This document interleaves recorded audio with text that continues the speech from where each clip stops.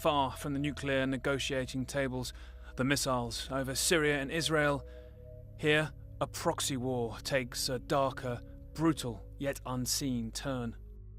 This is the Yemeni city of Taiz, where an already ugly war has metastasized and is grinding the ruins of life into dust.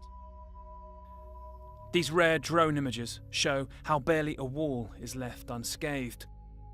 Some of this was broken by Saudi Arabian air power, guided and equipped by the US, bombarding the Houthi forces that Iran is backing.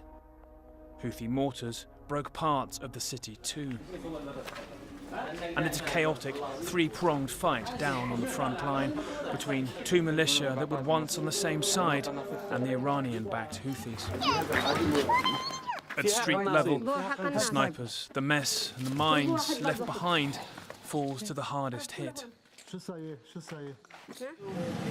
Our guide around the city is Mayub, who wants to hide his face as aid workers are targets here. He came from Washington, D.C. as his sick mother needed help. Then the war broke out and he started a charity.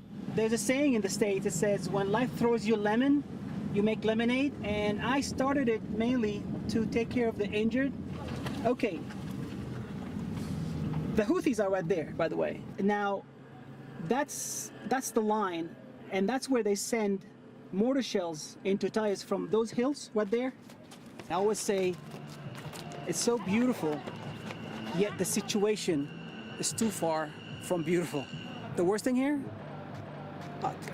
Children being injured in hospitals. A week ago, there was a mortar shell that attacked, that came from the Houthis over to that neighborhood, and I just so happened to be in the hospital, and a little girl came in with her heart out. It was very, very difficult to see. She was about 8 years old, and you can see her heart pumping. It's inhumane. I mean, who sends mortar shells and rockets into, this is the most crowded city in Yemen. Humanity is lacking, but also perseveres here, in the spirals of dust and torn plastic sheeting that are home for tens of thousands of displaced. Ready yourself for the unimaginable toll that hunger and disease can take on an infant girl, reduced almost to twigs of bone.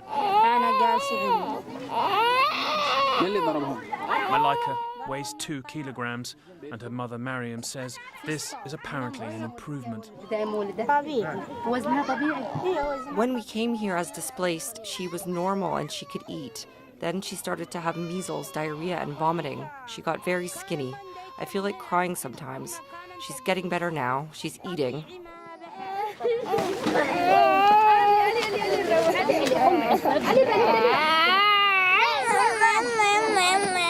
They are their family's survivors from Mocha, where her husband's brother and son were killed in an airstrike, she says, leaving them with his 6 children to feed.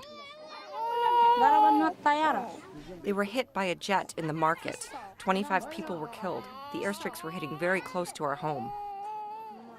Those children who are able to fend off disease have other trauma to digest. Salah recounts playing in the weed grass with his little friend Frima. His story of how the mine exploded is patchy, but his pain is clear. We used to play with rocks, he says. She was moving the grass and came back and sat down. We were playing and the bomb exploded. I get scared now.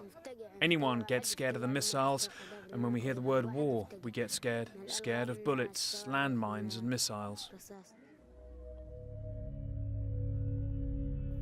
He says he would like to go home, but there's still bullets and shelling there.